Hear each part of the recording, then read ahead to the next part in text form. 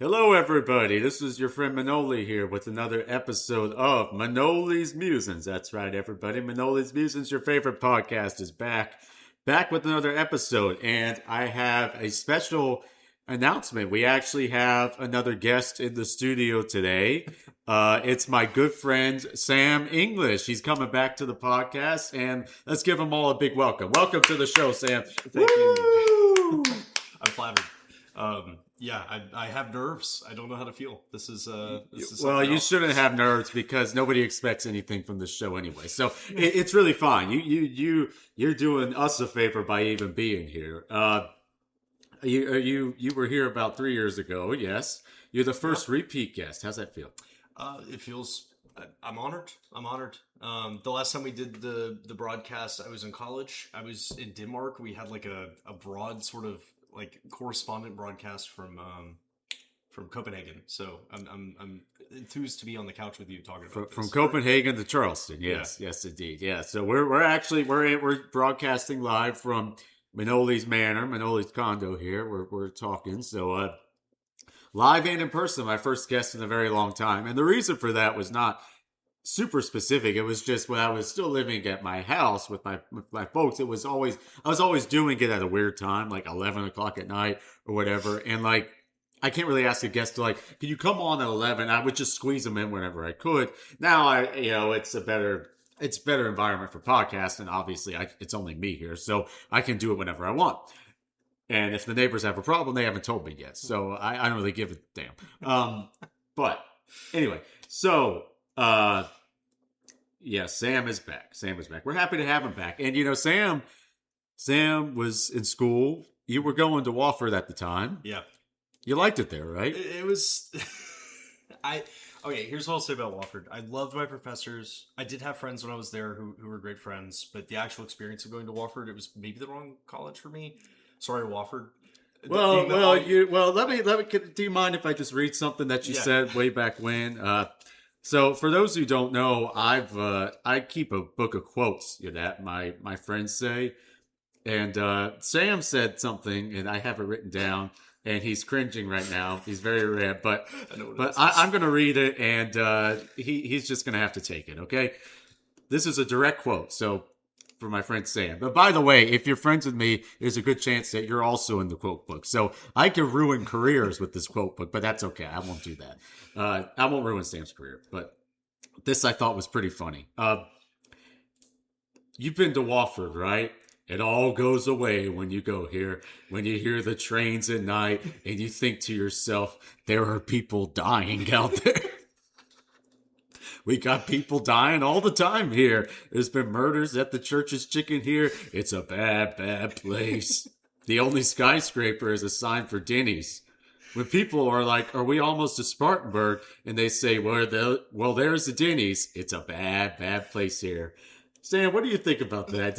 Was it quite that bad? That was freshman year, so I definitely was lonely and didn't have anybody. But I think that I still kind of, yeah, no, I'm haunted by the all-seeing eye of Denny's. It stood over as like Sauron. Explain that to me. So what was that? Was it a sign for a Denny's restaurant? So I don't know why Denny's is there. I haven't looked into the history of the company, but apparently Their office is there. yeah, but what I know is Okay. it was founded in Southern California, but for some reason moved its headquarters over to Spartanburg, South Carolina. So the only skyscraper in the entire city, which is kind of a low city. I mean, you have like 3-story buildings. South tops. Carolina's like Yeah. that. The whole state's like that. There's one super tall building. So like imagine a city of a bunch of 3-story buildings and then one that is like, I don't know, in the teens or 20s of stories that stands above all of them and can be seen anywhere in the city. And there's a glowing Denny's. Sorry, I don't understand. Whoa. I don't know who did. Is that Siri? We have a third guest. Where did that come from? I don't understand where that came from. It's okay. So Denny's. I don't understand either. Who the hell was that? They're listening to us, by the way. They're always listening. I'm convinced of that. Oh, for sure. But anyway, so Denny's HQ is there. Is that what you're telling me? Or Yeah. at least a big office is there. I think it's the HQ, and you can see it kind of from Wofford. Anywhere else, So kind it's of, like yeah. Sauron's eyes, Denny's. It is. I actually had a friend who was in one of the same poetry classes with me who wrote like an epic set in Spartanburg, which which I don't know why he did that, but fun guy. An epic. Yeah, it was like an Odyssean, like What did it take him? Homeric 25 minutes instead of 20 years, or however long it took him. Good question. But he wrote it, and in it, the all-seeing eye of Denny's is like a recurrent motif. I don't know what he's doing now. He disappeared into the ether, but Not like you almost did. Sam. So my friend Sam, I love my friend Sam, but Sam sometimes will disappear. Not literally, but it's hard to get in touch with Sam sometimes. I sometimes have to go through his sister to get to him. But so Sam got his degree at Wofford, which he loved with all his heart. Yeah, he did come around. I remember him saying, later on, he's like, maybe it wasn't as bad as I initially felt. It's a hard adjustment. College is a hard adjustment for kids, especially, for me. I went to University of South Carolina. I looked at Wofford. That was like pick number 3. I was on my list.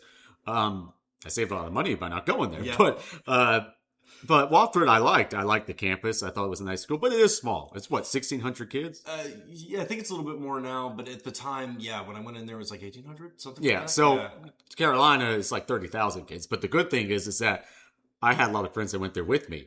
You had nobody. It was a very... You had one person, and you didn't get along with them. Yeah, it was a very cliquey environment. I did enjoy Wofford for some things. It was a great education, I will say that. Well, that's good. That's what you're there for. So. And they did send me abroad quite a bit, which was nice. So there were some good aspects I enjoyed. You did go a lot of places. You were in South America. You were in Denmark. You were all over the place. Yeah, I lived in. Now I'm going to slaughter the pronunciation because it's been so long. But Valparaiso, Chile. Which is outside of Santiago. It's like kind of a San Franciscan looking sort of city on the mountains or like the hillside. Then I went to Peru, which was interesting. And right after I came back from Peru, I spent like a month in each of these places. I spent a month in Peru, came back, COVID hit, and then I spent a good portion of my college education sitting around at home. But we all did. Yeah. But then, And let me tell you, we didn't get a break on the tuition either. Yeah, no, yeah. It was just like really weird, conference meetings online. Yeah, that was terrible. Didn't you get like lost in some desert down in Peru or something? Did I make that up? Oh no, one of the guys that I was in classes with down there got lost, or like just disappeared. Wasn't you? He just disappeared. It was nice knowing him. Yeah. So you say with the biggest smile on your face, he's gone. He disappeared. No, we had a break where we could go somewhere else in the country, and I went south to Patagonia. So I went way down to the very... He says very casually, by the way, he went south to Patagonia. Well, I didn't see a ton of it. It was just like kind of a weekend trip. But I went down to like the Strait of Magellan, and then that guy went up to the Atacama Desert, which is the driest desert on Earth. It hasn't rained for like 4,000 years. It's like an insane place. But he went up there, and then we all got back after the weekend for classes, and he just wasn't there for like a week. And we were like, did Henry like die? Like, what happened?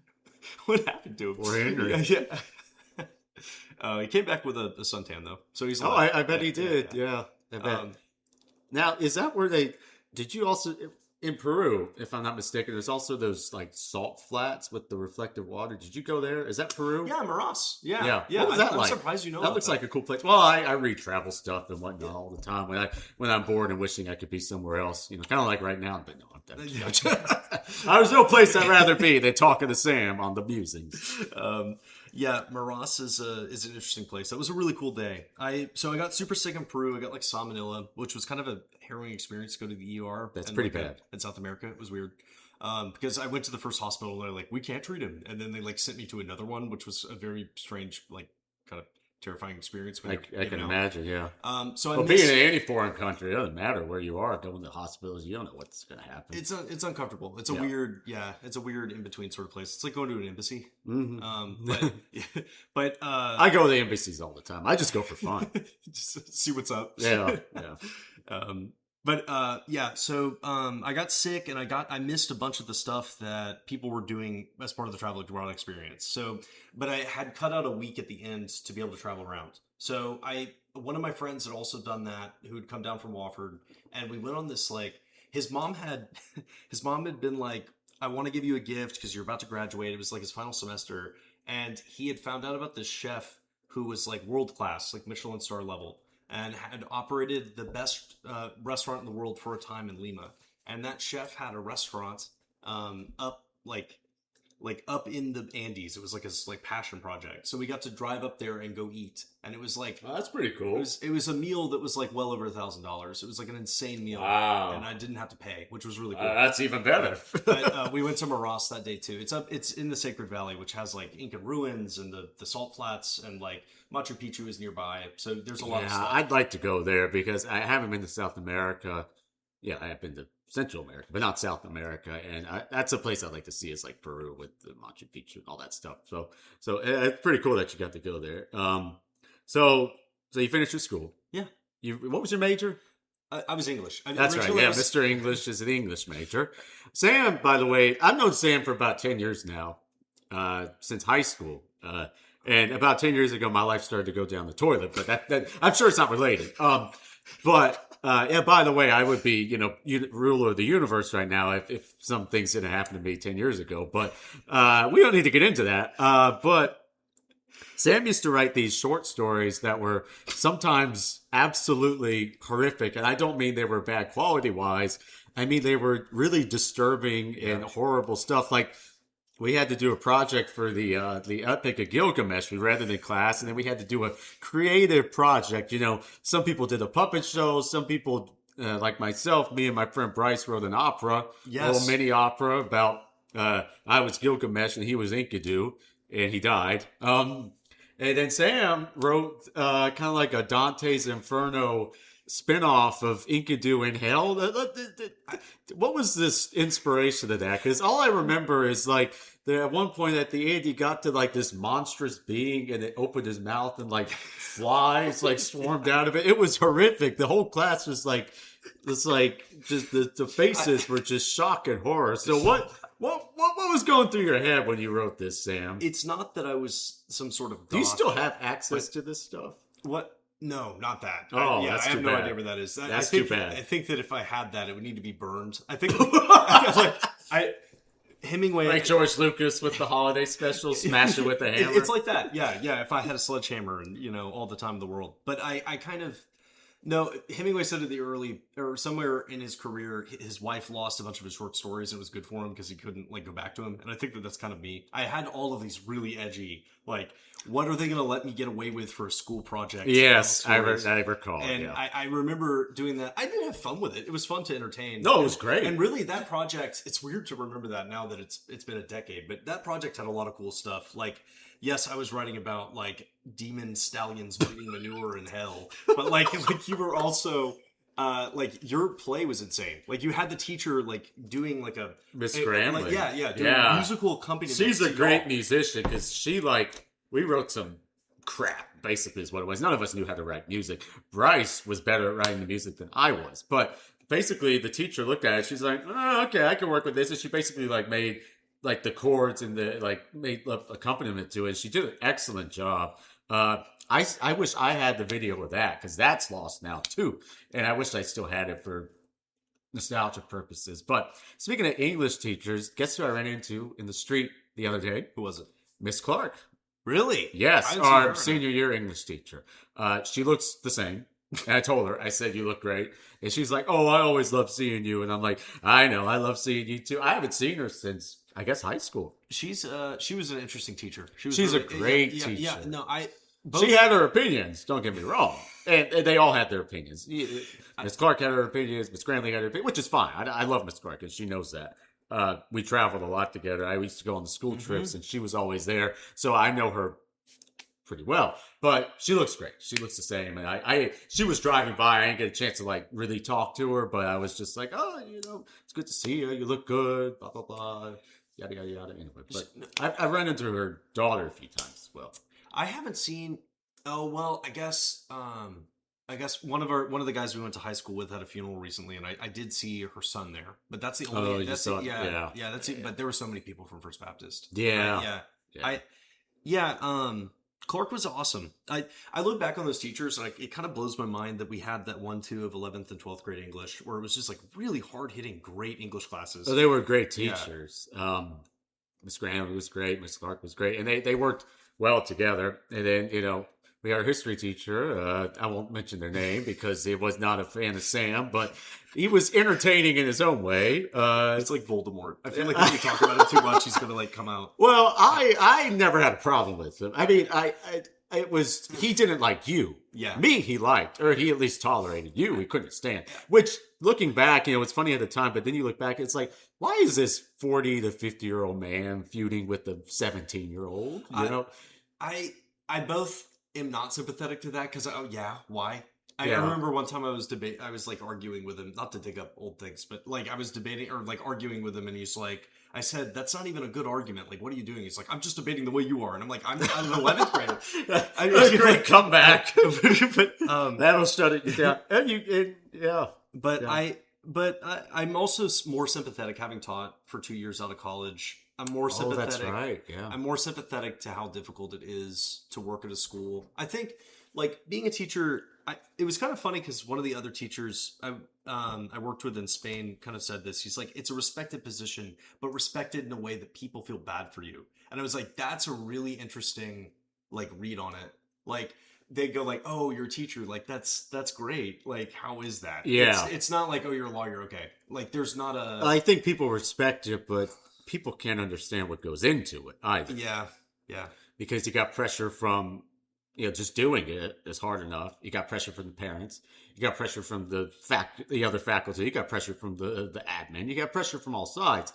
And that's tough. I mean, people were like, oh, they only work half the year. And I'm like, yeah, but it's not an easy job, and it's a necessary job. I think, no, it is. I think it has great moments. I think that it's great when your students learn. And I also think that students are funny in a way that workplaces aren't in some ways. Like, even now working at a church, it's just a different office culture. I think there's a lot of humor in parishes, but it's so different. It's different than working with 15-year-olds because they say kids say the darndest things. Of they course. say and do things. My brother so Leo, funny. you know. Oh yeah. He thinks you're a werewolf. Yeah, he does. Does he still? He's gotten to. He's grown out of the whole werewolf thing, but I still say like if I told him I would like, oh, I did an episode with Sam the werewolf, he'd be like, oh, really? Did he turn into a werewolf? And I'm like, no, it wasn't that. It wasn't time yet. It wasn't a full moon. I feel like I've realized my werewolf though. I have like you look more like a werewolf than Yeah. you used to, actually. Yeah. But yeah, so you get your degree, you move out to California. Now, why California? It was hiring. I worked for AmeriCorps out of college, which is kind of I was in a mailroom sort of position. It was like the most entry level sort of thing out of college to work in a school. But I was working for the government in an impoverished school in LA in South Central, which is like an insane place if you've never been. Although I think that rap songs or like Dr. Dre or whoever that you're listening to who talks about South Central will convey it as like kind of a war zone. It is. There is like stuff that goes on with gang violence and stuff, but it's also, I had a teacher say this when I was there to me. It was like, it's, it's all right. Like I'm okay. I understand that there's stuff that goes on, but like, it doesn't really influence my like, you're not fighting the war. Exactly. Like there was stuff that happens to teachers. I had like, one of my coworkers was like driving to school one day and got hit by somebody like just at like a stoplight. Like the guy like hit his bumper and he got out and there was like some damage. It wasn't the car wasn't hurt like so that it couldn't drive, but he was like, okay, we have to exchange insurance. The guy's like, I'm not exchanging insurance, and like threw him up against the car and then like got out of his car, drove off. So there was stuff like that, but I never really I wasn't fearful. Well, that's most of the time I was there, but you also are. As far as risk averse people go, Sam is not. Which way does it go? You are not. You don't care about risk because you used to do stuff all the time that I thought was crazy and dangerous. Go to these, strange places where you don't know anybody and walk down these alleyways. And you used to do that stuff all the time. It's because I wasn't worried enough about my mortality yet. Now I am. Now you are. You look back and you're like, what was I thinking? Walking down these strange alleyways in countries where nobody speaks my language and.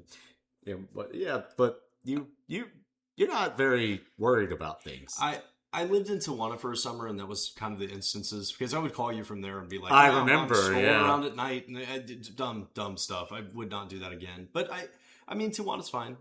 San Diegoans, whatever you say. Yeah, you used to walk across the border. Yeah, right? They go down there all the time. Yeah. So it's not too bad. It's just a little. You have to be aware. The really.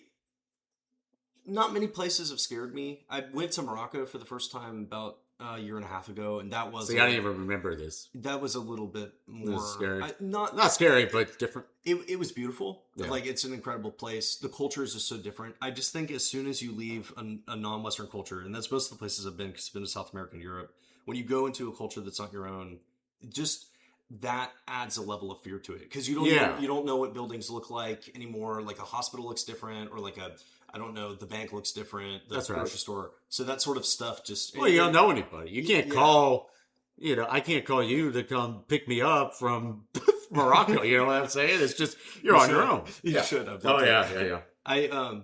But no, that was a really, really cool trip. It was beautiful. I think, like... Oh, no, I do remember this, because you were living in Spain at the time, and you basically took a boat over...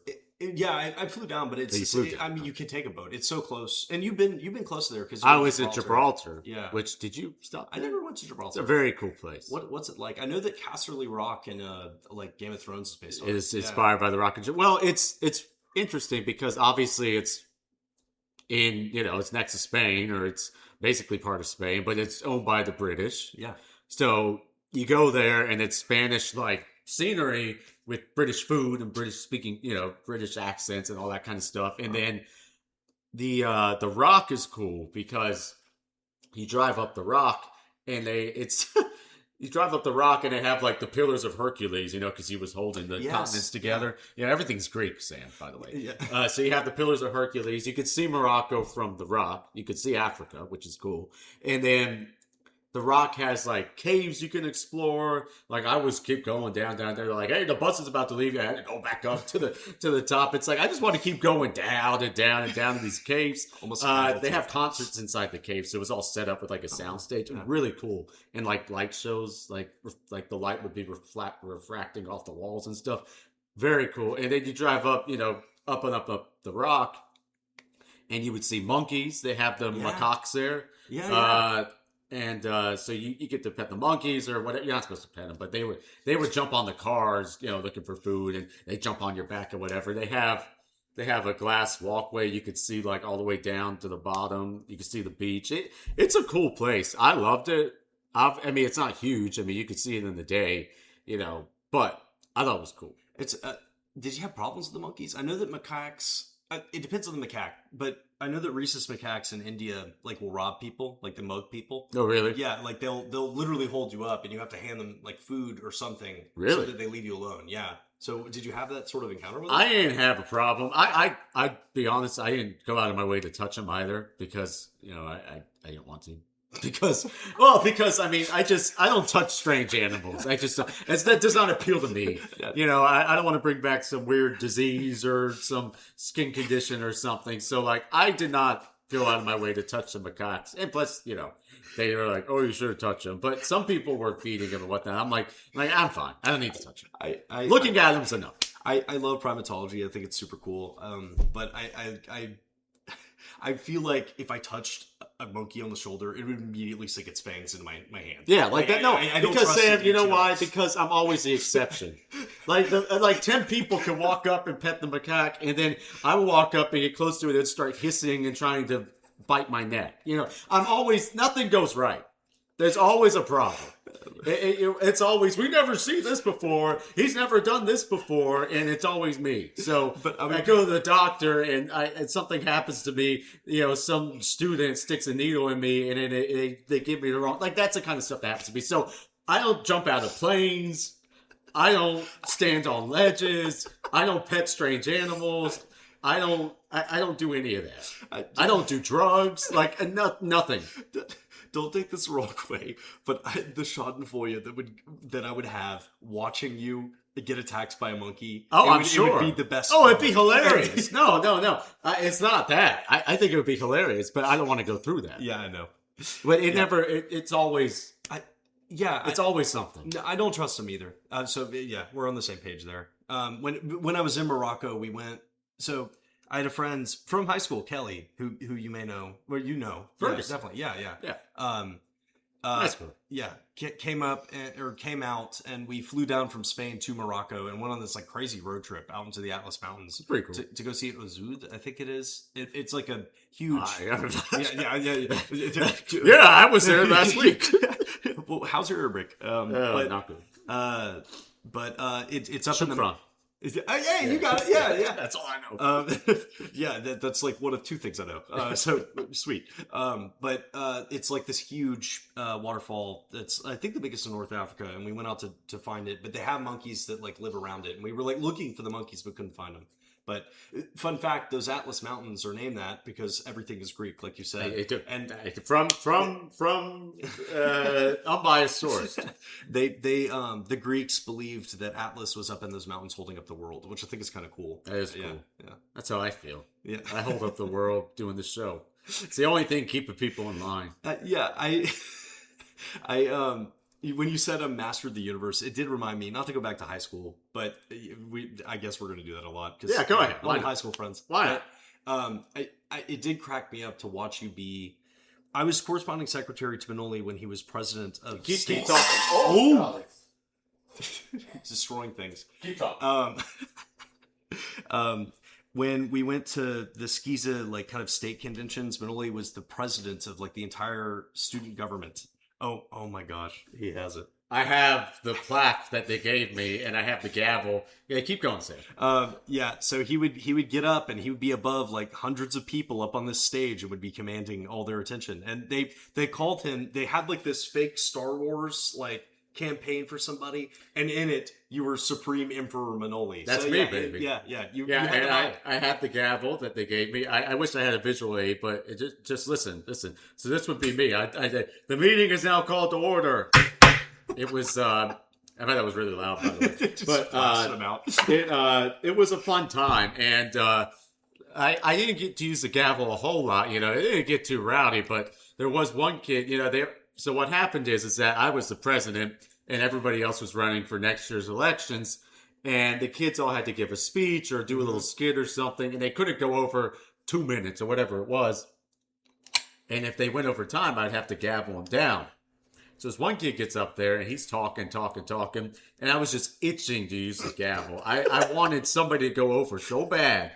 I'm like, I want to just destroy somebody with this gavel. And it's nothing personal. It's just when you have a gavel, that's what happens.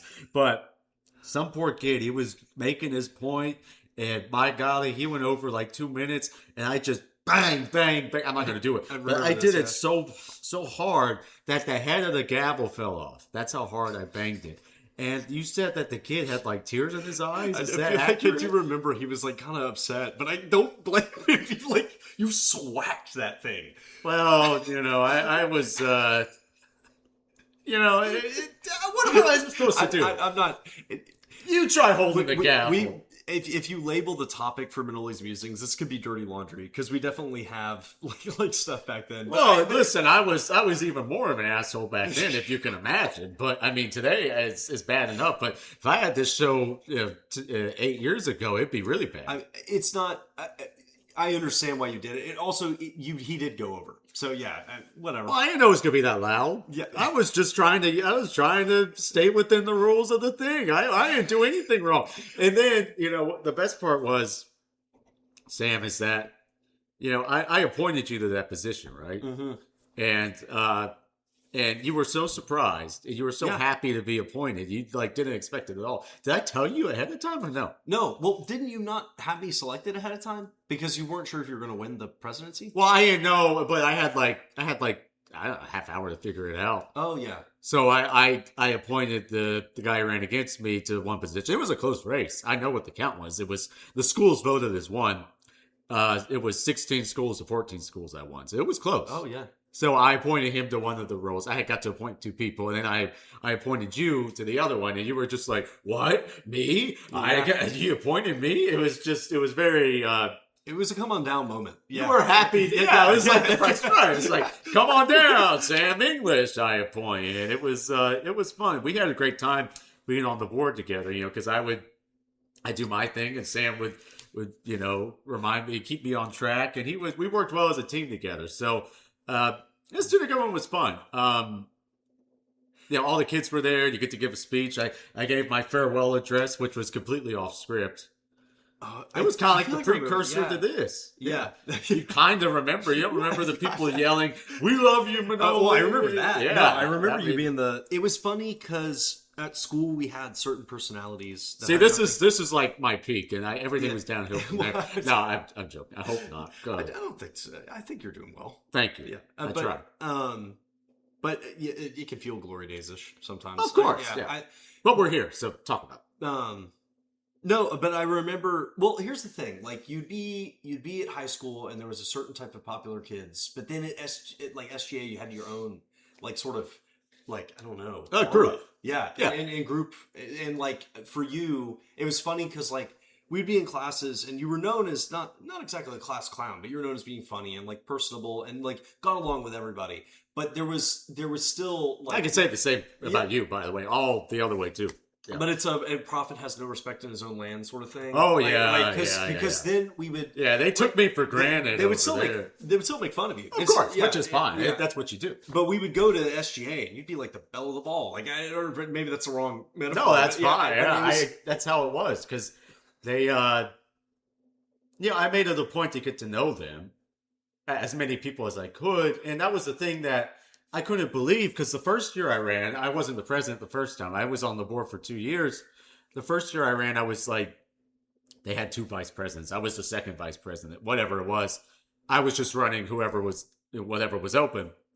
And I was running against like 6 people or 5 people. I think I was 6th. And nobody else was going table to table and talking to these people. I'm like, these people are idiots. Like, you have to get your name out there. Otherwise, you're not going to win. So I went around to every table, introduced myself, said, I'm Manoli. I'm from Charleston. I'm running for second vice president. I appreciate your vote. And what do you know? I won. Yeah. So, and then I had the recognition to go on to run for president the next year. So that's what it was. So I tried to get to know them. And plus, I just like to talk to people. Yeah. I mean, I was always the guy that, for me, it was like, I had groups of friends, but I didn't have like one group I stuck with. You know, I had a group of friends that I did shows with. I did the plays with. I had a group of friends I did student government with. I had a group of friends that I played sports too. I played football. I didn't play well, but I played. You know, I had friends from there. I have friends that I just knew from growing up. So I was always going from group to group to group. I'm still like that because I have you, and I have your little circle, and I have other people I went to high school with. I have people neighbors I'm friends with. I have people I do shows with I'm friends with. People I've worked with, So for me, it was like, I didn't want to stick with one group, and I just wasn't that kind of person anyway. Yeah, you were a chameleon. You were able to, but not in a bad way. You weren't two-faced. Like you were. Oh, I try to be genuine. Yeah, you were authentically you. It actually kind of reminds me. One time we had a play that we did. I think it was the first one we did together. The Sherlock Holmes. Yeah. Your parents. I think it was that one. Your parents put you were able to pay for like an ad inside of the program. Yes. And your parents put a quote. I don't know who it was by, but it was once. Pavarotti. Okay, yeah. Once you've known me, you will never mistake me for anyone else. Yeah. And I think that is, or you'll never mistake anyone else for me, or something like that. But I think that is kind of you. Do you see why I'm friends with Sam, by the way? They checked everything that he's saying about me, I could say about him because he's a great dude, and I'm still friends with him for 10 years because he's a great dude. And he's moved away, but we've always kept in touch. Yeah. You were living in California. Yeah. Then you lived in Spain. Yes. You lived in Madrid. Yes. How'd you like it? Interesting. I was there for the first time in June. Yeah, you've been there before, so you know kind of its vibe. Very, very sweet city. I would call it like if Paris is like a New York of Europe, where it's a huge central place. Metropolis. Metropolis that everyone knows. Madrid's more like a Chicago. Like it's not necessarily the first choice. I think even in Spain, I think people usually go to Barcelona. Maybe that I don't know stats on that. But I don't think it's close. Yeah, but here, just from my own experience, I've been to Barcelona like 3 times. And I had to go to Spain until this past year. I mean, Madrid, excuse me, this past year. Well, and I made an effort to go there because my uncle was like, you got to go to Madrid. You got to go to Madrid. You got to go to Madrid. So I added 3 days on the back end by myself and went to Madrid. Yeah, it's because I wanted to see another part of the country. I like Barcelona. It's very different. To my knowledge, I've actually never been to Barcelona.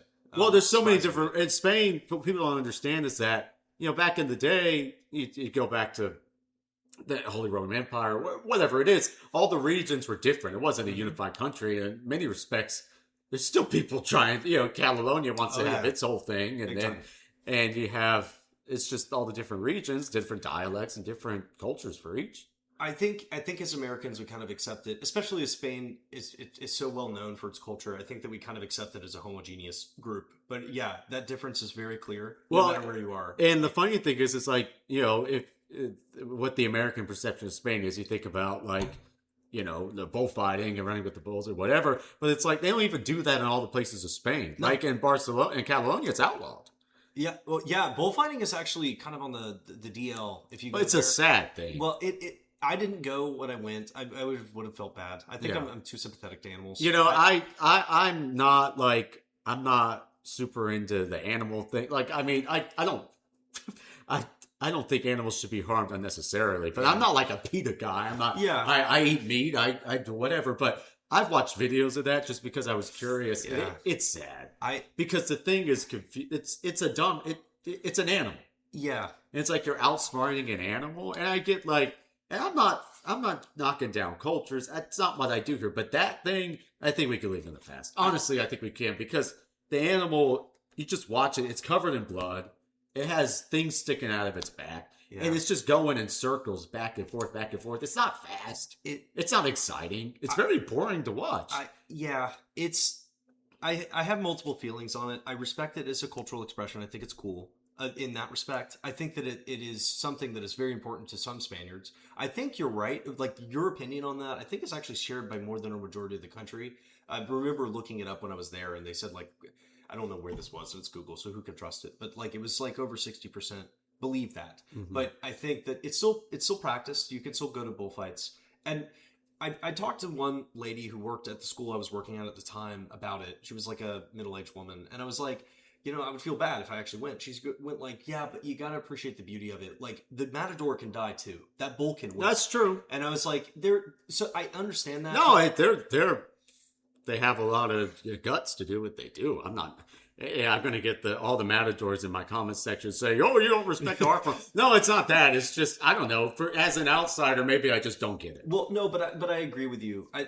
There's a reason why I didn't go. Yeah, right. But like, yeah, so a part of me wishes I was a Hemingway or Sinatra and been like, I'd love to see bullfights in a sunny old Spain. No, yeah. Right. But I think it's the same thing with like, I know that they do cockfighting in the Philippines. That seems like just a brutal sport. Oh, I haven't been. I don't know. Well, yeah, I wouldn't go to a Filipino cockfight, but like, it seems like it would just be brutal to watch. But I mean, it makes big money and it's broadcast, like it's a big deal. So It's like, broadcast? I you can look up like cockfights Really? online. Yeah, I'm not that I would typically want to watch it. Once again, it's what animals Sam killing does stuff. on a Saturday. Yeah, I'm just watching. It's like, human brain is so much smarter than most animals' brain by far.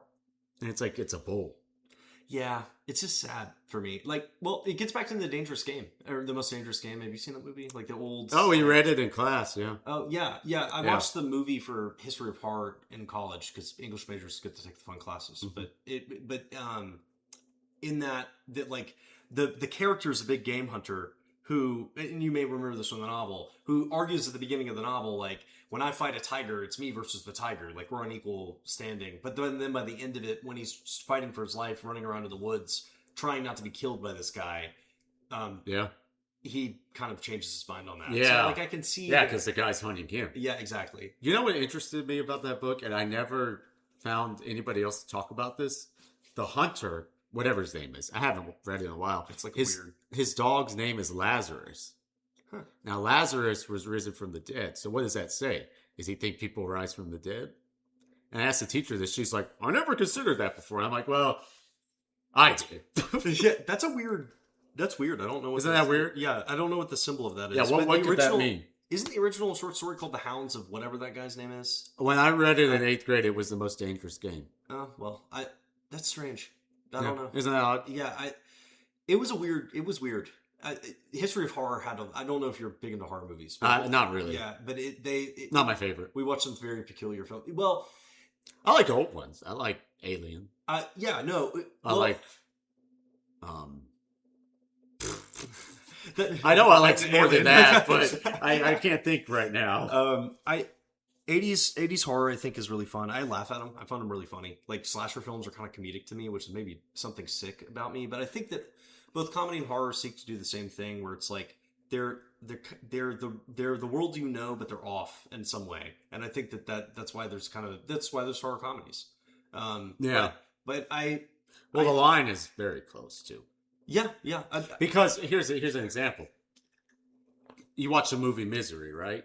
Yeah, good movie. Good movie, but unsettling. Oh yeah. I saw Misery as a play. They did it on Broadway. The audience was dying, laughing. Hilarious. They could not stop laughing.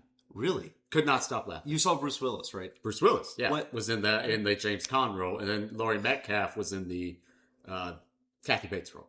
Was it?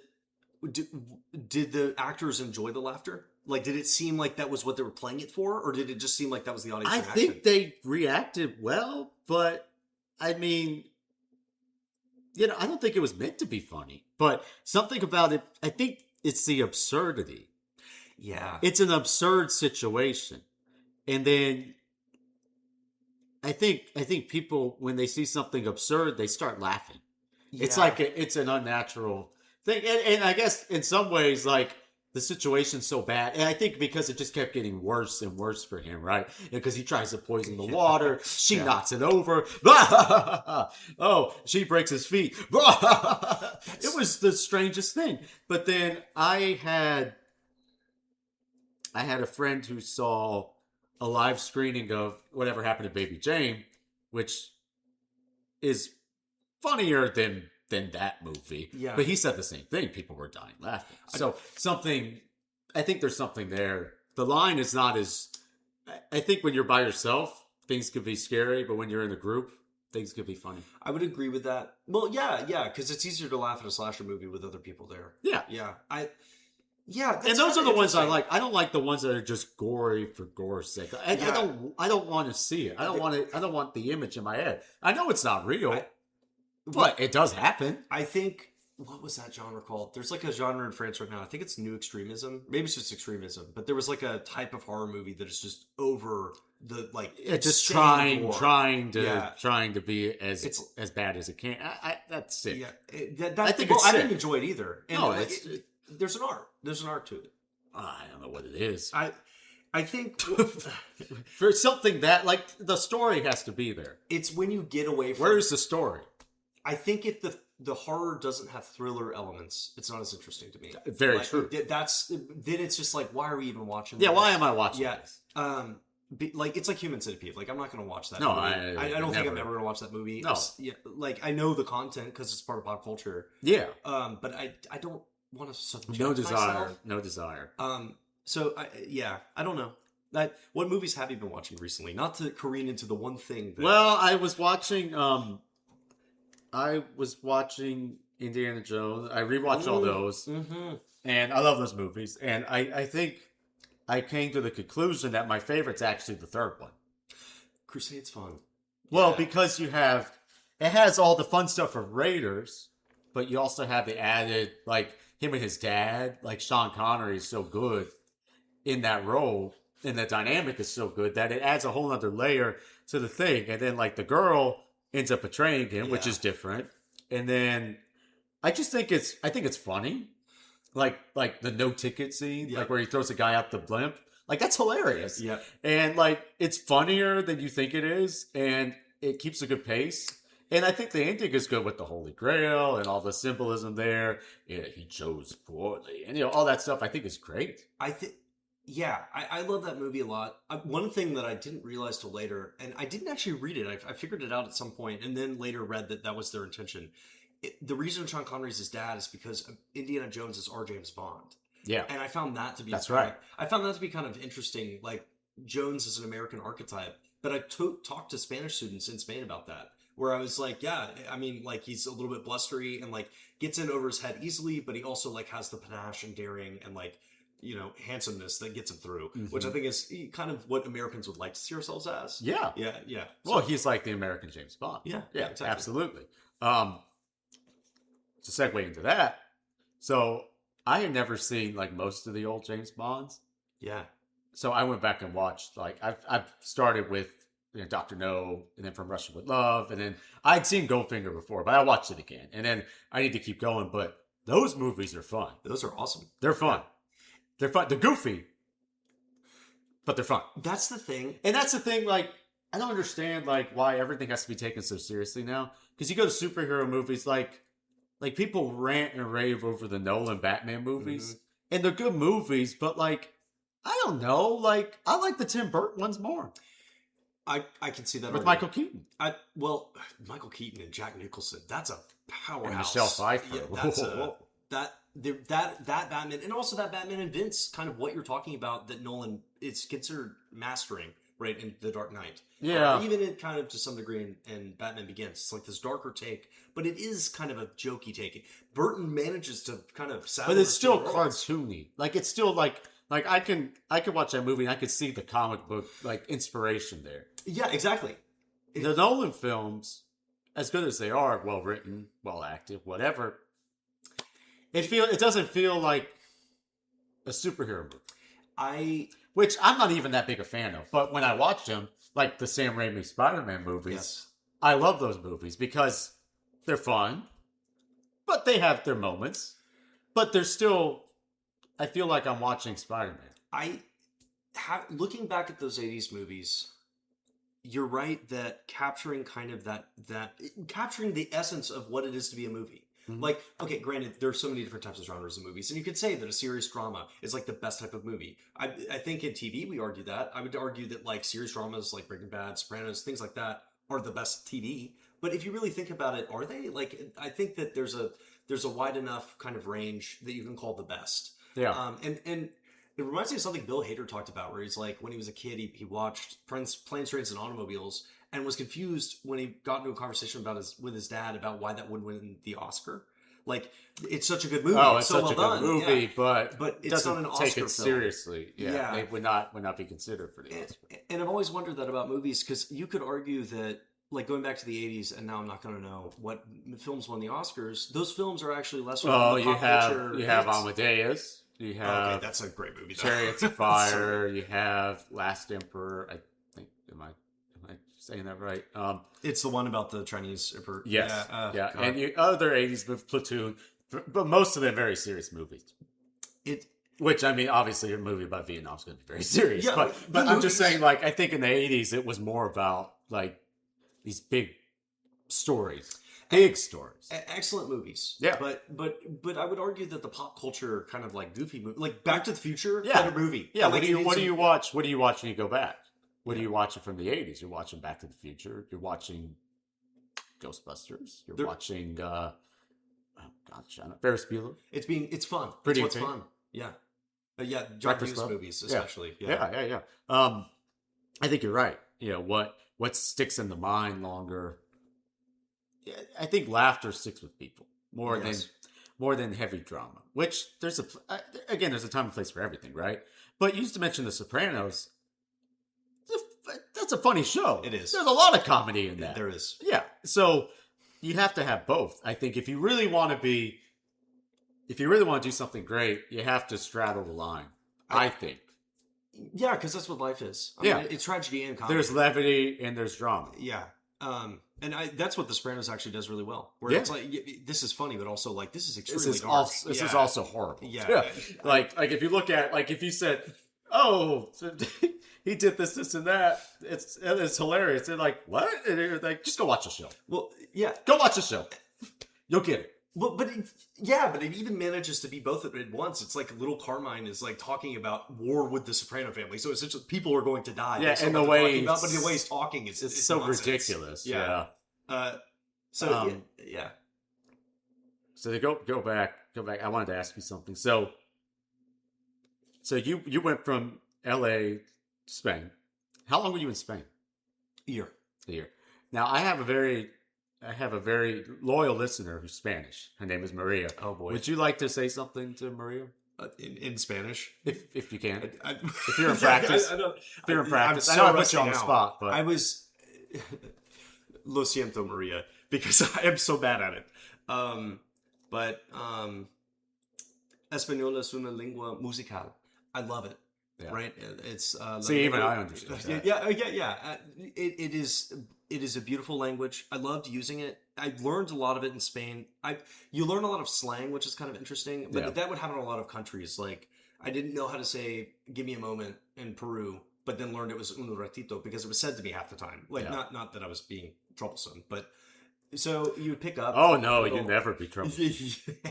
Yeah, you would pick up little you pick up little phrases. I think that I got around well enough and figured it out, but I'm still essentially illiterate, especially now that I'm not Well, in you've the been out culture. of practice, yeah. But you used to be really good I was because you taught English to Spanish speaking people. yeah, You I taught did. English as a second language. My purpose was to so that particular job. My purpose was to make them like good at conversation. So Yeah. I was supposed to not speak in Spanish, but there were times where I'd have to. Now that stuff kind of goes out the window. It really you start to lose it when you're not in it. I do have. It's the same thing but- for me with I was an Italian minor. They have Greek. I did Italian. Plus, it comes in handy with the opera. And you get to that in a second. Don't let me forget. And then Greek is the same way. When I go back to Greece, I understand. I can hold my own. But now, you want to have a conversation in Greek? Forget about it. I can't do it. When you're out of it, you just can't do it. Yeah, it's hard. Yeah. You have to. Apparently, you switch some sort of psychology around because when you start to become truly fluent in a language, you start to have dreams in the language, which I think is really interesting. I've had dreams where people are speaking. I've had Spanish, dreams but- about Sophia Loren, but we were speaking English in the dreams. But it is something that you lose, but it does flip back on because like I'll go to countries. I've lived in countries where I speak Spanish, and I'm at a pretty good place with it, and then I leave, get rusty, go back to the country, and it like I have to know it again. So I like kind of something happens in my mind that opens up the pathway where I can kind of understand it. I will say I'm better at understanding it than speaking it. I think that I'm good at reading it. If you give me like something that I have to read, like a document that has to do with living there, I was able to get through those, like legal documents. But Oh, really? I think that the act of taking it in and receiving it and analyzing it is different than creating it, because then it's like the part of your mind that deals with language deals with math, and it's like building equations. Yeah. So it's harder to build an equation than to solve one, I would say. Yeah, for sure. He's a deep thinker, by the way. Sam is a Hardly. deep thinker. No, so you were there for a while. And did you come straight back here? From Spain, yes. Yeah, you did. I came back here, ended up working in the church. I had kind of a spiritual experience in Spain. I got very curious in religion again. I think it's been a wild ride with that. I was raised kind of in a super Protestant household, went to Christian schools, and then went out to like hated it when I was at school and a teen and was angsty. Mm-hmm. And then kind of when I was out in Spain, came around to a different way to think about religion. I was, looking at the specter of Catholicism. Oh, yeah, like beautiful. all of these gorgeous, Cathedrals and all that stuff is it's different. Yeah. So not that I'm Catholic, but I think that it brought me into a different kind of understanding that I actually do love a lot of aspects of the religion. I didn't drink the Kool-Aid, which is easy sometimes when it comes to religious practice. I think that like I still have a complex relationship with God, but I think that it's still something that I enjoy working with now, which is kind of a wild thing to say, especially if you know me like 5 years ago. No, of course. Yeah. Yeah, you were not a fan at all. But for me, it was like I never got rid of it, but I didn't take it as seriously as I do now. I think with age, I just think everybody has their own. I like to say everybody's running their own race, right? Yes. I try to focus on myself.